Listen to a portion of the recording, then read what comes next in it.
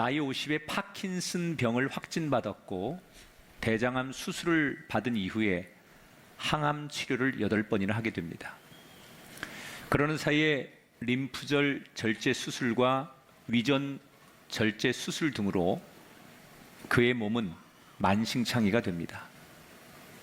그렇게 몇 년 동안 투병 생활하는 동안에 그동안 열심히 모았던 모든 돈은 치료비로 다 날렸고, 나이 50에 이렇게 속절없이 무너지는 자신을 바라보며 자신에 대한 실망 그리고 무너지는 자존감으로 그 마음에 스스로 상처를 입게 됩니다. 너무나 힘들다 보니 자연스럽게 세상을 원망하게 됐고 가장 가까운 가족들에게 자기의 분노를 표출하기 시작합니다. 그러면 그럴수록 그의 인생은 끝없는 늪에 빠진 것처럼 헤어나오지를 못합니다. 그러다가 언젠가 스스로 자기 자신을 돌아보는 계기를 마련합니다. 가족이나 세상을 향해 원망했던 자신을 멈추고 도대체 내 인생에 뭐가 문제였을까? 열심히 공부해서 한 직장에서 수십 년간 열심히 살았고 아내와 자녀들을 위해서 최선을 다했는데 왜 내게 이런 불행한 일이 시작된 걸까? 그 원인을 자기 자신에게서 찾아보기 시작합니다. 그런데 놀라운 것은 남에게 원망을 하고 가족에게 분노를 했을 때는 조금도 삶이 나아지질 않았는데 자기 자신을 돌아보며 무엇이 문제였을까를 곰곰이 생각하는 동안 마음과 몸에 변화가 나타나기 시작합니다. 계속해서 그런 일을 반복하는 동안에 그의 몸이, 마음이 점차 회복되더니 10년에 걸친 오랜 투병 생활 끝에 완치 판정을 받게 됩니다. 그렇게 어두운 터널을 10년 동안 지내오면서 그가 자신의 삶을 정리한 책을 한 권 썼습니다. 그 책이 올 4월에 출간이 됐는데 책 제목이 이렇습니다. 삶, 내 탓이요. 때때로 사람은 어려운 일을 만나게 되면 누군가를 원망하게 돼 있습니다. 그런데 많은 심리 전문가들은 어려운 일을 만났을 때 원망하는 것보다 더 좋은 방법은 자신을 돌아보는 데서 문제 해결의 실마리를 찾아야 한다라고 조언을 합니다. 실제로 여러분 상담이나 코칭 이런 전문가들을 만나면 그분들이 던지는 질문 가운데 대부분이 자기 자신을 돌아보면서 부족한 점을 고백하도록 돕는 일을 많이 합니다. 근데 사실 이런 자기 자신을 돌아보게 하는 것은 우리 그리스도인에게도 너무나 필요한 일이에요. 특별히 성도들은 하나님 앞에서 자기 자신을 돌아보고 부족한 것이 무엇인가를 고백하는 것이 필요한데 이것을 우리는 회개기도라고 합니다.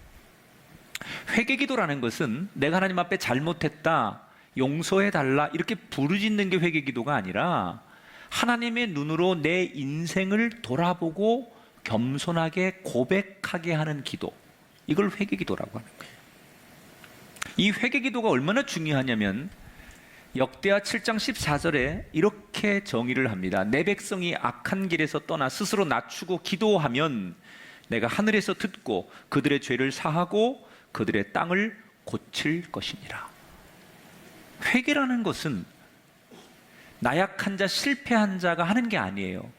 하나님의 은혜를 입고 하나님 앞에 더 아름다운 인생을 살고자 하는 사람들이 받는 은총의 기도가 회개 기도라는 거예요. 성경은 곳곳에서 회개 기도를 통해서 인생의 어려움을 극복한 사례들을 많이 소개하고 있는데 그 중에 오늘 남유다의 므낫셋 왕을 보면서 회개 기도 속에 감추어져 있는 원리, 정말 이 회개 기도 속에 하나님이 보물처럼 감춰 놓아져 있는 그 메시지를 여러분과 함께 나눠보기를 원합니다. 오늘의 주인공 이 므낫셋은 우리가 얼마 전에 살펴본 히스기야 왕의 아들입니다. 태어나 보니 아버지가 한 나라의 왕이었어요. 남유다 왕이죠. 그래서 어린 시절 참 행복한 인생을 삽니다. 그런데 이 므낫세가 자기 나이 8살 때 한 사건을 경험하면서 자기 인생의 미래를 결정할 수 있는 큰 충격을 받게 되지요. 그게 뭐냐면 자기 나이 8살 때 아버지가 히스기야 왕인데 아수르의 침공을 받습니다. 그리고 전쟁에서 굉장히 어려운 순간을 만납니다. 오랫동안. 그러는 사이에 어린 이 므낫세는 세상에 힘이 존재하는구나, 이 힘이라는 게 얼마나 중요한 거구나, 강한 자가 살아남는구나 라는 것을 어릴 적 전쟁을 통해서 깨닫게 됩니다. 이 아수르라고 하는 나라는 당시에 굉장히 강한 나라였죠. 그 주변에 시돈, 두루라고 하는 모든 나라도 아수르의 지배를 받고 있었어요. 남유다는 말할 것도 없고. 남유다와의 전쟁 이후에 아수르는 남유다의 내정 간섭을 어떻게 하느냐, 예를 들면 12살 된 므낫세를 아버지와 공동의 왕으로 세웁니다. 역사에 보면 왕이 한 명이 아니라 또 한 명의 왕을, 아수르가 세운 왕을 또 세워서 아버지도 왕이고 아들도 왕인 거예요. 그리고 아수르는 자기들이 세운 12살짜리 왕을 통해서 정치를 합니다. 여러분, 12살짜리 아이가 뭘 하겠어요? 시키면 시키는 대로 하는 거예요. 그렇게 공동으로 왕을 하다가 11년이 지난 다음 그의 나이 23살에 아버지가 세상을 떠나고 홀로 왕이 되지요. 자, 23살짜리 왕이 나라를 다스려 보겠다고 왕의 자리에 서서 보니 나라가 꼴이 아닙니다. 아예 국고는 돈이 하나도 없고 나라가 엉망입니다. 그래서 이대로는 안 되겠다고 생각한 므낫세는 우선 왕권을 지켜야겠다는 그 일본의 정책으로 아수르에게 더 강하게 복종을 합니다. 아수르의 도움 없이는 내가 왕권을 유지할 수 없고 아수르의 도움 없이는 이 슬럼프를 벗어날 수 없다고 생각한 이 므낫세는 아수르에게 무조건 복종하죠. 그리고 다른 한편으로는 두로와 시돈이라는 나라와 이 무역을 하면서 경제를 일으키는 데 총력을 다합니다. 그러나 외국에게 손을 벌린 대가가 그렇게 좋은 것만은 아니었습니다. 왜냐? 그들에게 어떤 후유증이 생겼는데 그게 오늘 본문 3절부터 7절에 나오죠. 산당을 다시 세우며 바알들을 위하여 제단을 쌓으며 아세라 목상을 만들며 여호와의 전 두 마당에 1월 성신을 위하여 제단들을 쌓고 아들들을 불 가운데로 지나가게 하고 목상을 하나님의 전에 세웠더라. 바알, 아세라, 1월 성신, 이건 다 이방 나라의 우상들을 표현하는 거예요. 권력과 자본을 외국에 의존하다 보니 그 비율을 맞추려고 하다 보니 대신 대가를 지불해야 되는데 외국에서 많은 문화들이 들어오고 우상들이 들어오는 거예요. 이걸 받아들일 수밖에 없는 거예요. 그런데 문제는 이 외국에서 들어온 우상들을 이 므낫세가 어떻게 받아들이느냐, 원래 하나님의 성전이 있던 것을 허물어 버리고 거기다가 외국의 우상들의 신전을 세우는 거예요. 여러분, 이게 완전히 이스라엘의 역사를 부정하는 거예요. 아버지 히스기야는 어떤 사람이었냐면 종교개혁, 그러니까 평생의 자기 정치를 신본 정치, 하나님 중심으로 하나님 말씀으로 정치하던 사람이 아버지였어요. 그런데 그 아들이 아버지 업적을 다 지우는 거예요. 아버지의 그런 어떤 삶을 부인하는 거예요. 나는 아버지처럼 안 살 거야. 하나님만 열심히 믿고 하나님 성전만 지키는 그런 무능한 아버지 말고 잘 살고 돈 벌고 힘 있는 그런 왕이 될 거야. 그러려면 외국의 문화도 받아들이고 잘 살게 하는 이 외국의 신도 받아들여서 우리가 잘 살면 되는 거지, 아버지처럼 하나님만 믿으며 무능한 왕은 안 할 거야. 그렇게 생각한 므낫세는 아버지의 모든 정책을 부정하고 하나님을 등지기 시작해요. 그래서 경제적으로는 부유해집니다. 그리고 아수르의 보호 아래 왕권을 강하게 지킬 수 있었습니다. 그리고 그렇게 므낫세는 한 인생이 마감될 줄 알았어요. 그런데 자기가 전혀 의도하지 않은 역사의 소용돌이에 이 므낫세의 인생이 끼어들게 됩니다.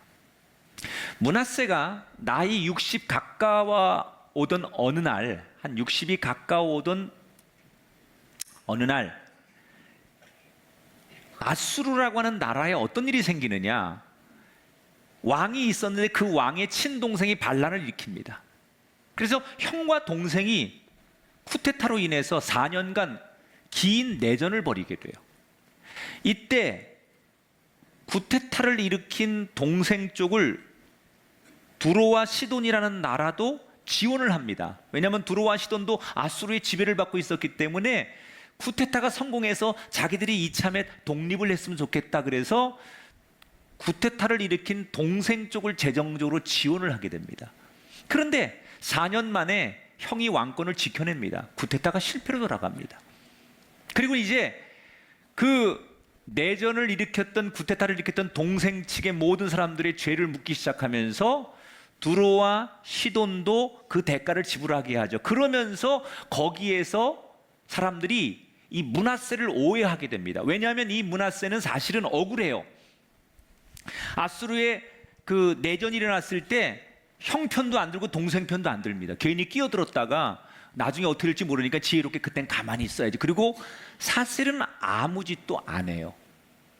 그런데 이 아수르 측에서 오해를 하는 거예요. 두로와 시돈이라는 나라와 이 그 므낫세가 워낙 가까웠기 때문에 분명히 자기를 돕지 않고 쿠데타 세력을 도왔을 거다라고 오해를 해서 이 므낫세를 정치범으로 몰아가지고 므낫세가 있는 남유다에서 1500km 떨어진 바빌론까지 포로로 끌고 갑니다. 근데 그 포로로 끌려가는 모습이 어떤 거냐면 그냥 말 타고 가는 게 아니라 완전히 정치범이 눈 가리고 포승줄에 묶이고 쇠사슬로 묶여가지고 극형에 처하는 죄인처럼 그렇게 끌려가서 정치범 수용소에, 빛도 들어오지 않는 그런 수용소에 갇히게 됩니다. 여러분, 내가 의도하지도 않았는데, 내가 하지도 않았는데 이 역사의 소용돌이 속에 내가 들어가가지고 헤어나오지를 못하는 게 지금 므낫세의 인생이에요. 얼마나 억울합니까? 기가 막힌 거예요. 내가 50년 동안 아수르에게 충성을 다했는데 그 아수르가 내 진심을 받아주지 않고 나를 의심하고 오해해서 적으로 몰아가는 이 상황. 더군다나 두로와 시돈이 자기가 가담하지 않은 걸 알면서도 살아남기 위해서 자기를 거기다가 끼워 넣고 팔아넣었다고 생각하니까 인간적인 회의감, 분노, 이런 것들이 몰려오는 거예요. 세상에 믿을 놈 아무도 없구나. 아무리 충성하고 아무리 좋은 사이에 약속한들, 인간의 약속, 사람끼리 맺은 언약, 사람끼리 맺은 계약, 조건, 이런 거 다 소용없다는 것을 그는 인생의 밑바닥에서 깨닫는 거예요. 되게 사람들이 이렇게 감옥에 갇히거나 이렇게 사람들로 인해서 억울한 상황을 만나면 그때 그 감옥에 다 죽어요. 왜? 분노, 화병, 혈압이 올라가서 터지죠. 못 견디죠. 잠을 못 자죠. 음식을 못 먹죠. 억울해서 견딜 수 없는 거예요. 그래서 미쳐버리는 거예요. 므낫세는 그렇게 억울하게 미쳐서 그 감옥에서 쓸쓸히 죽어가는 인생일 줄 알았어요. 그런데 그 극한 상황에서 그는 전혀 뜻밖의 다른 선택을 하지요. 자, 오늘 본문 12절, 13절을 같이 읽어보겠습니다. 시작.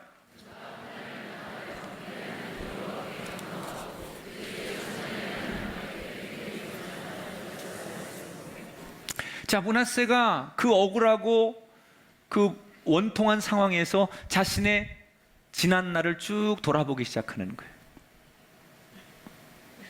야, 내가 지혜롭게 산다고, 열심히 산다고, 내 삶의 우선이 성공이고 힘이라고 생각하고 살았는데 이게 다 의미가 없구나. 아무도 믿을 사람이 없구나. 그러면서 그 마음 한구석에 문득 이런 생각이 드는 거예요. 이렇게 세상에 믿을 사람 아무도 없으니 이제 내가 붙잡을 수 있는 건 하나님밖에 없구나.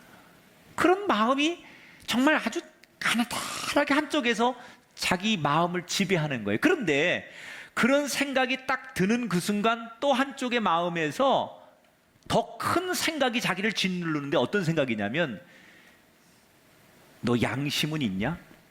하나님이 너 같은 거 받아주실 것 같냐? 내 마음속에 사람에 대한 회의감과 분노와 배신감에 이제 내가 의지할 분은 하나님밖에 없지라는 생각이 한쪽의 마음에 가느다랗게 올라오는데, 그 마음을 짓누르는 무거운 마음, 너 같으면 하나님이 너 같은 인생 받아줄 것 같냐? 이 두 가지의 마음이 감옥 안에서 므낫세를 괴롭히는 거예요. 하나님을 부르고 싶은데 차마 얼굴을 들 수 없고, 내가 살아온 내 인생의 과거를 보면 하나님을 부를 수 있는 자격이 없다고 생각해서 내가 하나님 부를 수 없지, 이 두 가지의 마음으로 끝없이 갈팡질팡을 합니다. 그러다가 그가 정말로 그런 수 없는 갈등을 하다가 아주 정말 죽어가는 목소리로, 혹시나 하는 마음으로 일단 하나님의 이름을 불러보지요. 야훼 하나님. 저는 이 상황을 심리적인 벽을 넘는 상황이라고 생각해요. 사람이요, 어떤 말을, 이 이야기를 할까, 이 행동을 할까라고 하는 그 심리적 벽이 있어요. 요것만 뛰어넘으면 그 다음에 쉬운데, 이게 안 돼가지고 그 심리적 벽을 뛰어넘지 못해서 첫 마디를 열지 못해서 다음 얘기를 못하는 사람들, 이 첫 번째 걸음을 내딛지 못해서 다음으로 가지 못하는 심리적 벽들이 우리에게 있어요. 근데 기도도 마찬가지예요. 일단 하나님 앞에 하나님의 이름을 부르는 그 벽을 한 번만 깨면 그 다음에는 기도가 수월해지는데, 이 벽을 못 깨는 순간 사람들은 그냥 기도를 못하고 머무는 거예요. 그런데 이 므낫세가 그 심리적 벽을 딱 깨고 하나님을 딱 부르는 순간 웬걸? 용기가 생기더니 그동안 내가 살아온 것에 대해서 하나님 앞에 용서를 구하는 기도가 나오는 거예요. 그리고는 마지막에 뭐라고 외치느냐? 하나님, 이 세상에 인간은 아무도 믿을 사람이 없습니다. 주님, 제가 그동안 하나님 앞에 너무나 많은 잘못을 저질렀지만, 그래서 하나님 이름을 부르는 것조차도 염치 없지만, 하나님 저를 외면하지 마시고 이 극하고 어려운 상황에서 절 도와줄 분은 하나님밖에 없으니 하나님 저를 긍휼히 여겨 주시옵소서라고 기도하는 거예요. 그게 므낫세가, 여러분, 정말 그 감옥에서 철저하게 배신을 당하고 인생의 밑바닥에서 드렸던 기도였어요. 자, 그러면 므낫세는 그렇다 치고, 여러분이 하나님이라면 이 기도 어떻게 하시겠습니까? 내가 하나님이라면 이 괘씸한 놈, 염치 따위는 없는 놈, 얼마나 얄미워요. 그동안 50년 동안 지켜본 이 므낫세가 얼마나 얄미워요. 그러니까 내가 하나님이었다면 다른 사람의 기도는 모를까, 네가 하는 기도, 네가 드리는 기도만큼은 나는 눈을 감고 귀를 막아서라도 듣고 싶지 않아 라고 말할 거예요. 그런데 여러분의 생각에 갇혀 계시지 말고, 여러분의 과거에 묶여 계시지 말고 하나님을 부르십시오. 므낫세처럼 하늘의 은총이 여러분의 인생을 자유롭게 만들어질 줄 믿습니다. 이렇게 므낫세는 극적으로 정말 돌아올 수 없을 것 같았던, 영원히 끝날 줄 알았던 그의 인생이 감옥에서 나와서 돌아오게 됩니다. 그런데 이 므낫세가 돌아오자마자 모든 사람들을 놀라게 행동하죠. 성전에 가더니 자기 손으로 세웠던 이방 우상들을 다 깨부시고 신전들을 다 파괴해버리고, 그리고 하나님의 성전을 옛날처럼 다 복구하는 거예요. 그리고는 과거에는 감옥 갔다 오기 전에는 세상만 의지하고 힘을 의지하고 세상 방법만 의지하고 그런 사람들만 좋아했던 그의 인생이 날마다 성전에 가서 예배하고 제사 드리면서 하나님 앞에 기도하는 것 외에는 다른 일을 하지 않는 거예요. 그 사람들이 수군거립니다. 감옥 갔다 오더니 정신이 이상해졌나 보다. 총기가 흐려졌나 보다. 그러나 사실 므낫세는 미친 것도 아니고 총기가 흐려진 것도 아니었어요. 13절에 보면 므낫세가 왜 그러는지 성경은 정확하게 그 이유를 설명하고 있어요. 같이 읽습니다. 므낫세가 여호와께서 하나님이신 줄을 알았더라. 사랑하는 여러분, 진짜로 하나님을 만나면, 진짜로 은혜를 받으면 삶이 달라집니다. 이게 진정한 회개예요. 어떤 분은 기도할 때 눈물과 콧물 흘리고 그리고 막 울면서 하나님 앞에 매달려서 나는 회개했다고 생각하는데 그 기도가 끝나면 다시 삶의 자리에 돌아가면 과거와 똑같이 산다. 여러분 죄송하지만 그분은 진짜 회개한 게 아닙니다. 진짜 은혜 받은 게 아닙니다. 진짜로 하나님을 만나고 진짜로 회개한 사람은 그렇게 기도한 이후에 삶의 자리에 돌아가서 므낫세처럼 변화된 인생을 살 때 그가 드렸던 회개는 비로소 완성되는 거예요. 회개는 내가 외치고 울고 부르짖는다고 회개가 아닙니다. 내 삶으로 보여주는 것, 그것이 회개의 완성이라는 거예요. 므낫세는 자신이 무너뜨렸던 여호와의 신앙을 다시 다 일으켜요. 그리고 국가를 정비하고 성전을 재건하고 모든 것들을 다 원상복귀시키죠. 지난날을 속죄하듯이 새로운 통치자가 돼요.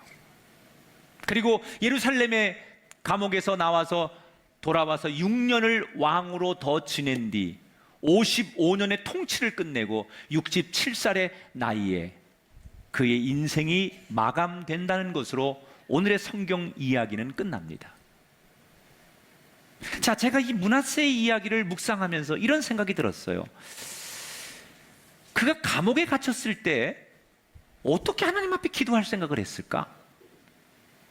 감옥에 갇혔을 때 돈으로 왕에게 로비하거나 요즘 말로 말하면 좋은 변호사 로펌 이렇게 사가지고 빠져나올 생각 안 하고 인간적으로 그의 성향상 그러고도 남을 사람인데 어떻게 그 상황에서 그는 기도할 생각을 했을까?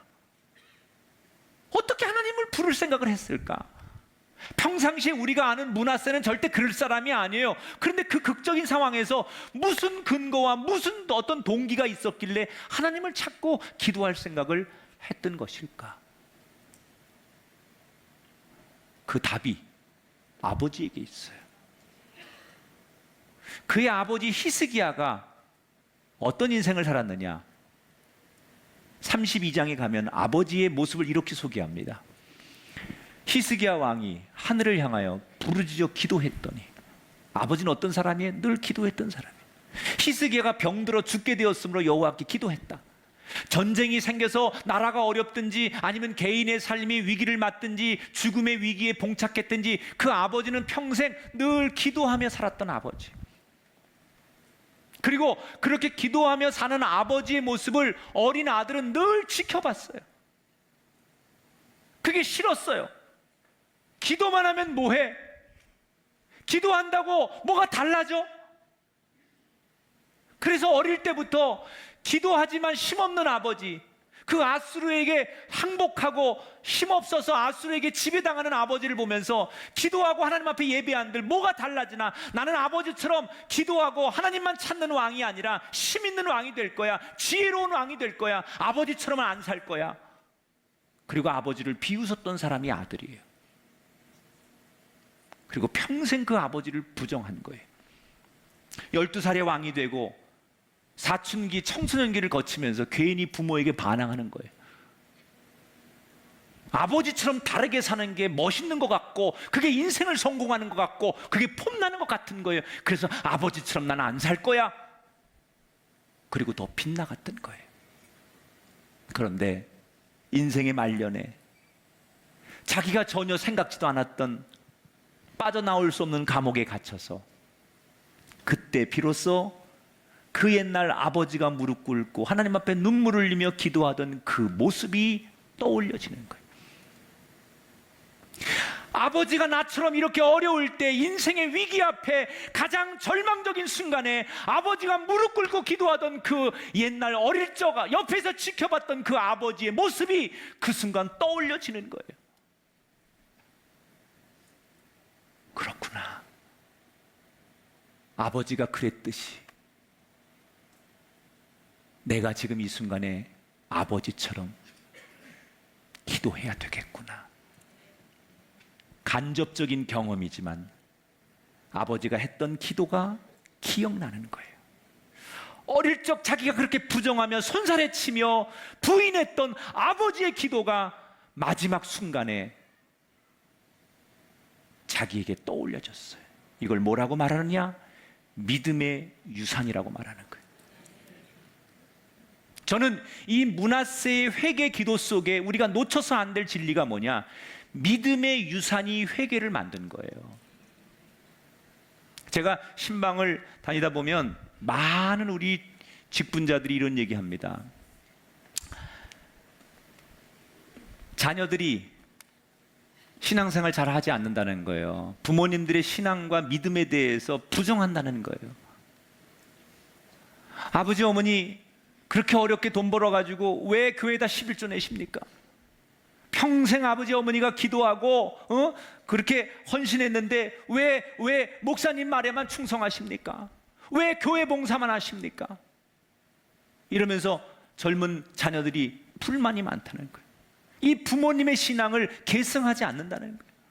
그래서 눈물 흘려가며 내 자녀들이 이 부모의 신앙을 계승해 줬으면 좋겠는데 이게 소통이 되지 않고 대화가 안 되고 설득이 안 돼서 너무 가슴 아프다는 거예요.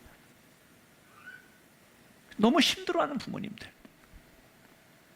제가 오늘 그분들에게 드리고 싶은 메시지예요. 여러분, 여러분의 자녀가 지금 여러분의 믿음의 길을 따라오지 않고 심지어 하나님을 욕되게 하는 망언을 할지라도 여러분 거기에 굴복하시면 안 돼요. 절대로 낙심하지 마시고 여러분 믿음을 지키십시오. 그리고 여전히 그 자녀들 앞에서 여러분이 행했던 대로 무릎 꿇고 기도하는 모습으로 사십시오. 지금은 부정해도 그 자녀가 결정적인 순간에, 인생은 평상시는 모르는 거예요. 결정적인 순간에 이 므낫세처럼 여러분의 자녀가 내 힘으로는 아무것도 감당할 수 없고 내 힘으로는 아무것도 할 수 없어서 스스로 내 목숨을 버리고 싶을 만큼 모든 걸 다 포기하고 내던지고 싶을 만큼 삶의 위기가 왔을 때, 그때 그 한 번의 위기 앞에서 여러분의 자녀를 건져줄 수 있는 최고의 은혜가 뭐냐? 여러분의 믿음의 유산이라는 거예요. 지금은 몰라요. 그러나 언젠가 여러분의 자녀들이 내 인생에 내 스스로 아무것도 할 수 없고 그렇게 내가 믿었던 친구, 세상, 돈, 명예, 인기 이런 걸로부터 다 버림받아서 철저하게 홀로 고독하게 남겨있을 때, 그래서 목숨까지도 내던지고 싶은 극단적인 생각을 할 때, 그때 그를 돌이키게 하는, 그때 그를 지탱하게 하는 힘이 뭐냐? 바로 내 아버지, 어머니가 드렸던 그 기도, 그 믿음, 그 찬송이에요. 그거 하나면 되지 않겠어요? 많은 돈과 많은 재산과 많은 인맥을 물려주지 않을지라도 인생의 가장 막다른 골목에서 일어설 수 있고 돌아설 수 있게 만들어주는 그 한 가지 남겨줄 수 있다면 여러분 가장 위대한 부모 아니시겠어요? 사람은 인생을 살다가 어려운 일을 만나면 누군가를 원망하게 돼 있어요. 그러나 우리가 그 원망해야 되는 그 순간 오히려 원망의 시선을 자기 자신을 돌아보고 부족한 점을 하나님의 눈으로 바라보면서 고백하는 회개 기도를 드리는 사람은 다시 역전할 수 있다는 거예요. 저와 여러분 모두가 살다 보면 반드시 회개 기도를 드려야 할 때가 오는데, 그때 꼭 두 가지를 기억하세요. 과거 때문에 주저하지 말아라. 또 하나, 내가 지금 드리는 회개 기도가 언젠가 내 자녀를, 내 가족을, 내가 사랑하는 사람을 살릴 수 있는 믿음의 유산이 되고 믿음의 선물이 될 것이다. 므낫세처럼 저와 여러분의 회개가 새로운 인생을 살게 하는 기회가 될 줄 믿습니다. 회개 기도는 실패한 사람이 드리는 기도가 아니에요. 회개 기도는 죄인이 드리는 기도가 아니에요. 회개 기도는 하나님의 은혜를 알고 새롭게 살아갈 결단을 한 사람이 드릴 수 있는 기도가 회개 기도라는 것을 기억하시면서, 나약한 자가 드리는 마지막 수단이 회개가 아닌 하나님 앞에 다시 일어서는 의인이 드리는 기도가 회개 기도라는 것을 기억하시면서, 회개의 기도가 회복되어서 여러분과 여러분의 가정의 삶이 승리하시게 되기를 성부와 성자와 성령의 이름으로 축원합니다.